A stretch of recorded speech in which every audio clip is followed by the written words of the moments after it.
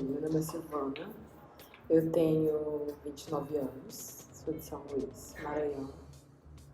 Então, assim, eu não lembro, até a gente conversando, acho que aqui por esses dias, um ponto exato de quando eu percebi que eu fazia algo que, enfim, cabia nesse babado, né, do que é ser artista. Não.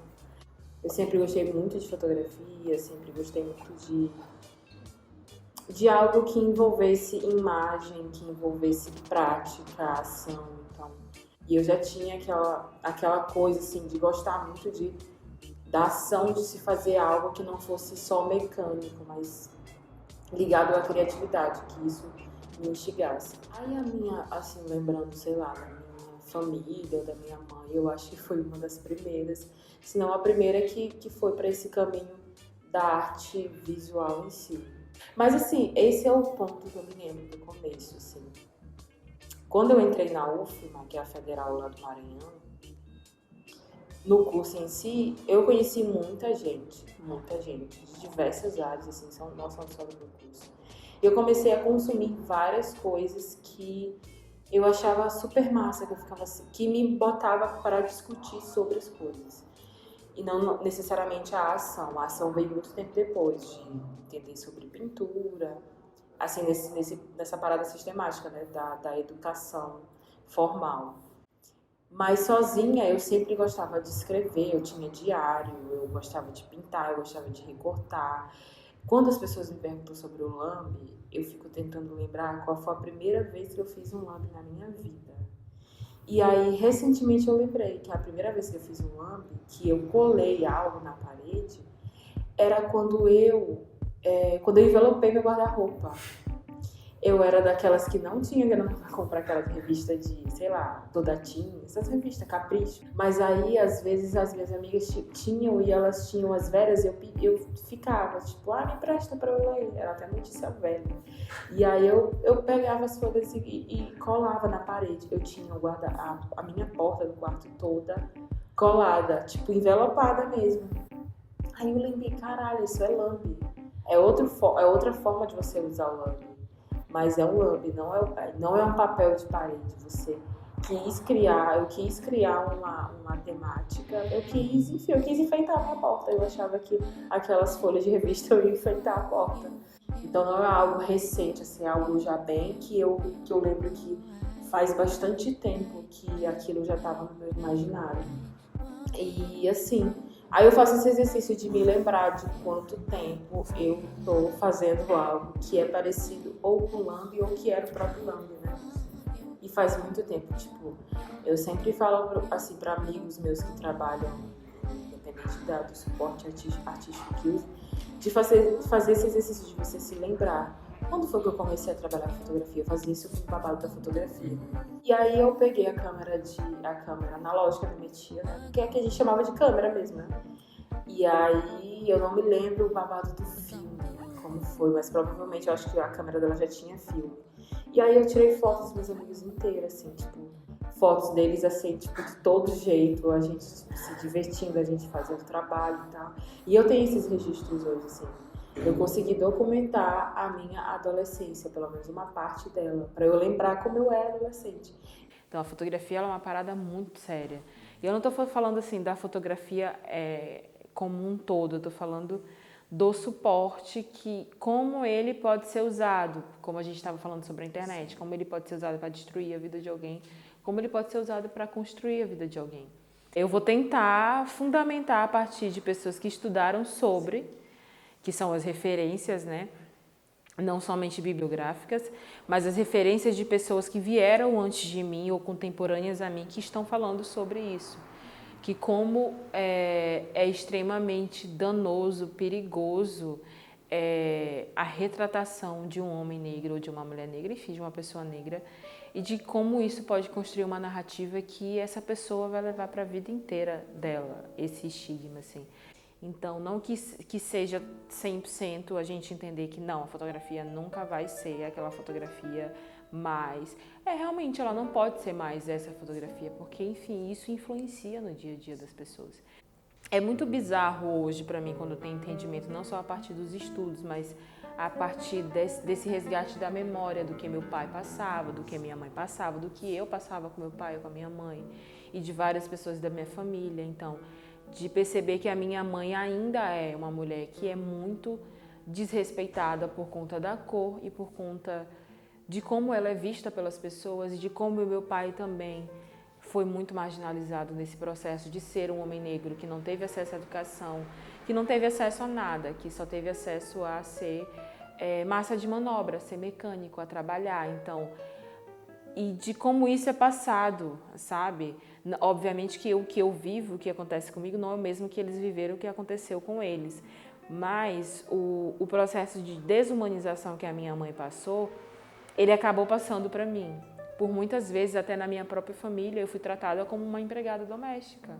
E não que seja negativo você ser empregada doméstica, é negativo o processo de marginalização dessa profissão. As pessoas que se acham acima de pessoas que fazem trabalhos domésticos não dependem dessas pessoas para viver.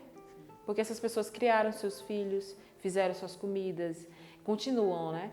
Então, se você não tiver essas pessoas, você vai ter que se virar. E você consegue viver sem essas pessoas?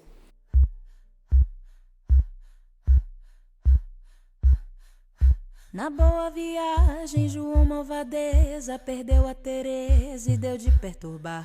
A nega Tereza, cansada de guerra, trocou de guerreiro e foi guerrear.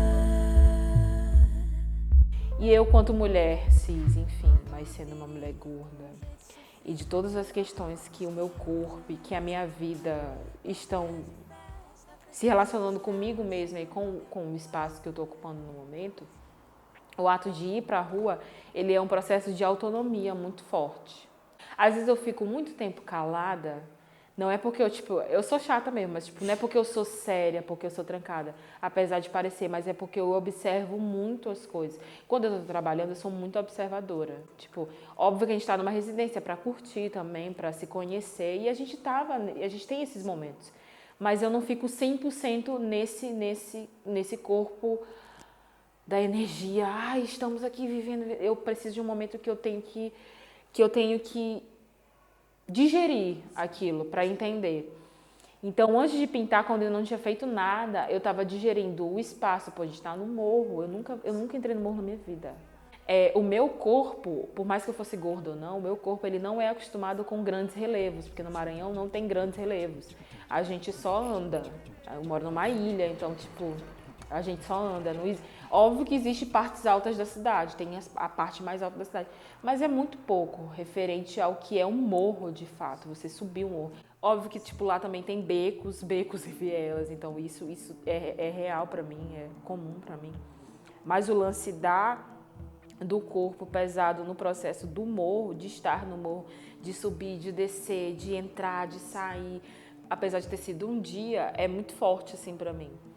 E aí a outra coisa é do processo da autonomia, quando eu termino assim, eu tenho a coisa na minha cabeça, eu vou fazer, fiz a colagem com a foto, aquilo vai virar um lambe relativamente grande, eu vou dar o jeito de colar, porque eu vou ter que colar, porque né, louca, você inventou de trabalhar com lambe, você que cole.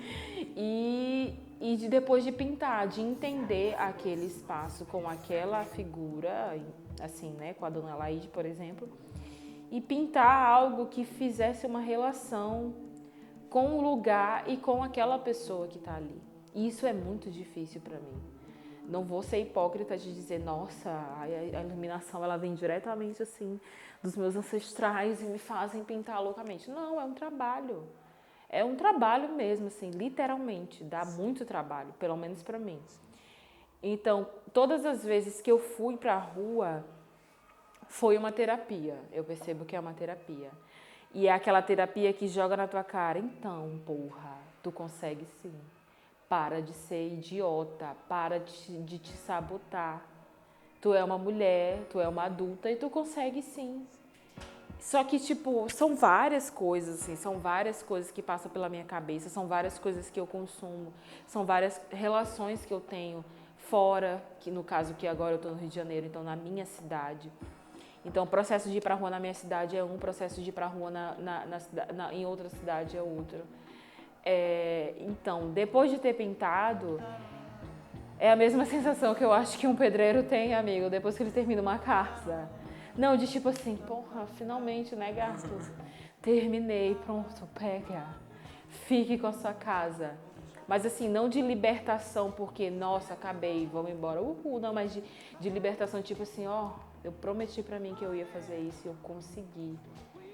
Sabe, eu consegui me autossuperar, porque todo trabalho, meu amigo, ele é um processo de autossuperação. Aí eu fico assim, gente, que louco, o processo de insegurança, ele é tão bizarro que ele te faz tu te autossabotar tentando não te autossabotar, saca? Então, quando eu terminei, e assim, as crianças estavam lá, as crianças pintaram o muro junto comigo, queriam colar, queriam pegar o spray. Aí eu, bora, vamos fazer e tal. Aí ficaram, olha, olhando. As crianças passavam, mas tia, a senhora vai só pintar um muro, não vai fazer nada. Eu, não, calma, não é assim. Aí eu botava, depois de eu ter colado, ah, tia, agora tá massa. Eu pensei que a senhora só ia pintar um muro, mas não, né? A senhora botou esse negócio aí, tá lindão. Quem é ela? Aí o Jefferson tava lá e já explicava, então eu saía perguntando. Sabe, da relação... O lance, o babado, amigo, é quando chega para fazer, para preparar a tinta, para pensar em que tamanho a parede tem, para definir como vai colar, depois o que pintar. Quando termina, tipo, é aquele espacinho, olha, foi, terminei. Aí que a galera fica passando, fica olhando. E eu sinto assim, poxa, é muito foda eu, apesar de estar com 29 anos, ainda questionar o que eu faço e como eu faço e por que eu faço. Sendo que eu estou o tempo todo falando que não, eu faço isso, por que eu faço isso, para que eu faço isso. Porque eu não tive oportunidade, quando eu era criança, ver artistas trabalhando na minha frente. Eu não tive, amigo. E por mais que a autossabotagem e insegurança me faça, para mim é muito importante estar ali fazendo algo com crianças olhando. Porque, tipo, 2 delas falaram, tia, a senhora pinta? Eu acho tão legal pintar, eu queria pintar. Eu, então, o que tu quer fazer? Aí o outro, tia, isso é uma foto? Aí eu, é uma foto grandona, que eu colo na parede, sabe? Imagina se eu tivesse alguém que tivesse esse diálogo comigo. Possivelmente eu ia estar aqui, revisitando essa memória e te falando, então, eu fiz, sabe por que eu faço lambe? Porque lá em 1900 e bolinha, eu vi um artista colando lambe na parede, e aquilo eu nunca esqueci, porque é isso que constrói, saca? Então, tipo, é isso, amigo.